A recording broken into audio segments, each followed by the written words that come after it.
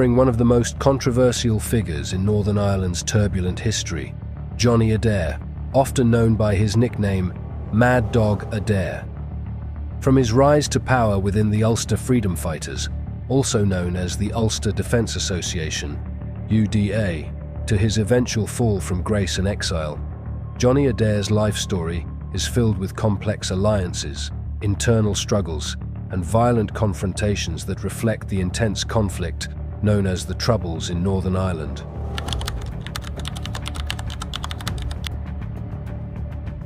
John Adair, born October 27, 1963, grew up in a Protestant loyalist family in Belfast. He was raised on the Old Lodge Road, a hotbed for clashes between loyalist and nationalist factions. Although his father, Jimmy Adair, wasn't involved in paramilitary activities, young Adair found his own way into a life that would make him one of the most feared loyalist paramilitary leaders. By his teenage years, he was already part of a gang of skinheads, participating in both petty crime and political violence, which would soon escalate to acts that were far from petty. This early gang, known as the NF Skins, gained a violent reputation. They were associated with the National Front, a right-wing nationalist group in the UK, and their notoriety grew after attacking anti-racist concertgoers in Belfast. Adair himself started a rock against communism band called Offensive Weapon, which supported his early ideological leanings. This period marked the beginning of Adair's spiral into the violent and sectarian conflicts that engulfed Northern Ireland at the time.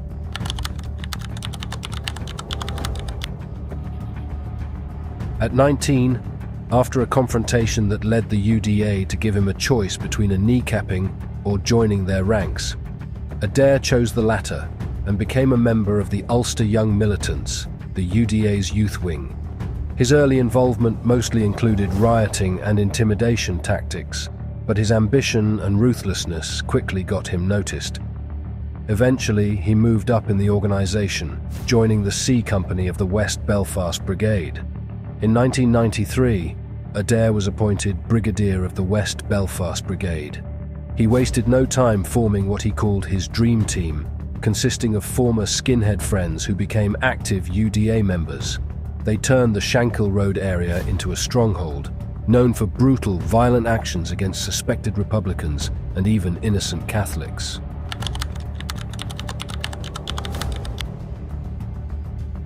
By the early 1990s, the U.D.A.'s leadership had changed. Notably, the South Belfast Brigadier and influential figure, John McMichael, was assassinated by the IRA, and Supreme Commander Andy Tyree resigned. This leadership vacuum allowed Adair to seize power within the West Belfast Brigade. Once in control, he pursued a campaign of violence against Catholics, often indiscriminately targeting civilians. Adair's ruthless approach earned him a fearsome reputation. He openly boasted about his hatred for Catholics, claiming that anyone who wasn't loyalist was a target. In 1993, Adair succeeded Jim Spence as Brigadier after Spence was imprisoned for extortion. 2 years later, Adair became the first person in Northern Ireland charged with directing terrorism.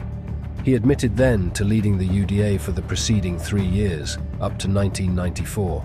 During this period, Adair and his associates were responsible for multiple random killings of Catholic civilians, with many of these murders attributed to a specialized unit led by Stevie "Top Gun" McKeague.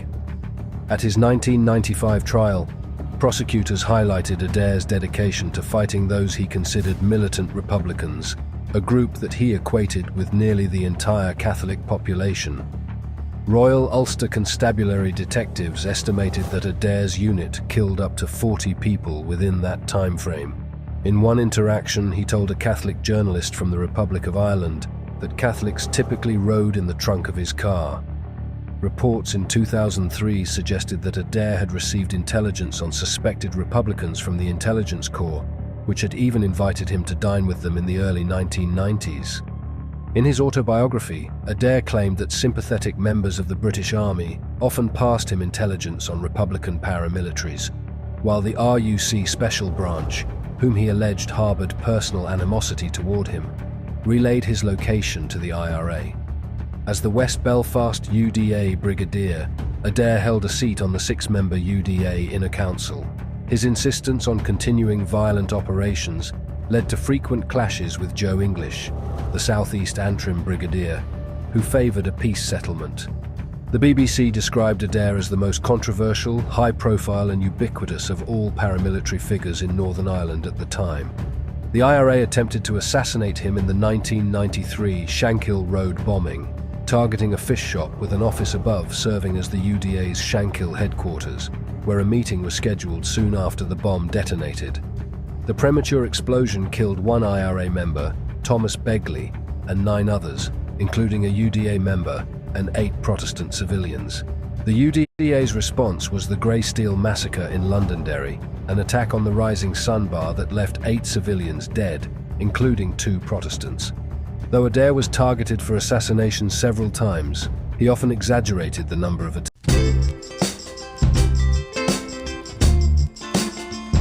Paramount Plus.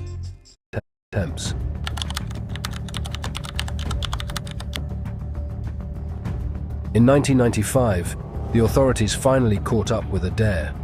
The RUC had gathered enough evidence from recorded conversations to convict him on charges of directing terrorism. Adair was sentenced to 16 years in prison and was transferred to the Maze prison, where he continued to wield considerable influence over loyalist prisoners. During his incarceration, Adair continued his operations from within the prison walls. Allegations emerged that he was running a drug operation, bringing in a significant weekly income from selling drugs to other inmates. However, he also played a role in the peace process. In 1998, he agreed to talks with British Secretary of State Mo Mowlam, who persuaded him to support the peace negotiations that led to the Good Friday Agreement. In 1999, Adair was released under the early release scheme associated with the peace process. Upon his release, he quickly returned to the streets of Belfast, where he rekindled his influence and began to focus on consolidating power within the U.D.A.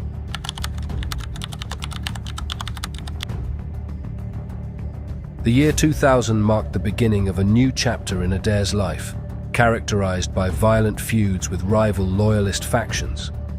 Adair's aggression was not only aimed at Republicans, but extended to other loyalists as well, particularly the U.F.F. He organized a loyalist day of culture that ended in violence and sparked a series of clashes between the U.D.A. and U.V.F. His actions forced many U.V.F. members and their families to flee from the Shankill area. Eventually, the feud spilled into a wider internal struggle within the U.D.A. Adair faced fierce opposition from other brigadiers, particularly John Gregg and Jim Gray. Gregg, in particular, was a powerful figure in the U.D.A.'s Antrim Brigade, and tensions between him and Adair intensified to the point of outright hostilities.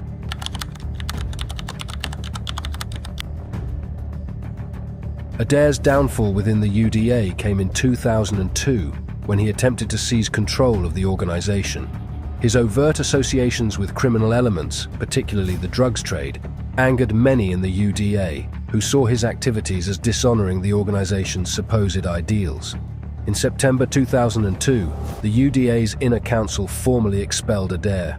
When he refused to back down, the U.D.A. took drastic action, and his West Belfast Brigade became a pariah faction. In early 2003, Adair returned to prison, his early release license revoked due to his involvement in unlawful activities.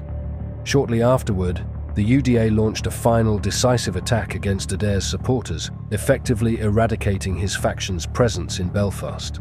Adair's family and remaining loyalists fled to England, specifically to Bolton, where they lived in exile, isolated from the Northern Irish loyalist community.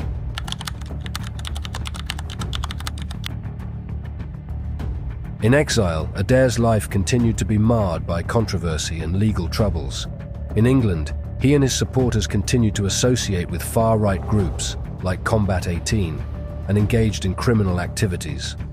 Adair faced repeated allegations of involvement in the drug trade, and his son, Jonathan, known as Mad Pup, was also arrested multiple times for drug offences.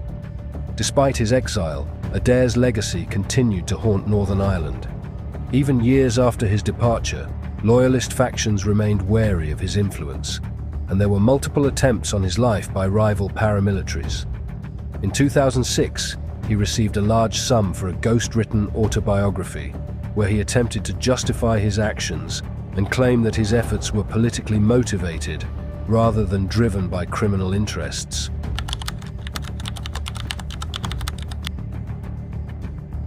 Throughout the 2000s and 2010s, Adair became the target of assassination attempts orchestrated by both loyalists and Republicans. Notably, a 2015 plot by Irish Republicans to kill Adair was foiled, and 3 men were convicted in connection with the conspiracy. The ongoing threats against his life speak to the lasting impact of his violent career.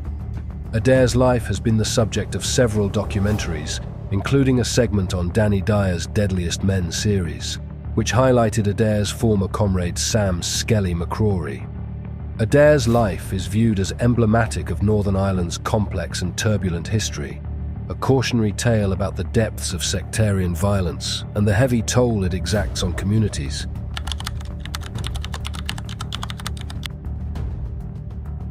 Johnny Adair's story is one of intense violence, shifting loyalties, and a legacy that's been both condemned and romanticized within certain loyalist circles.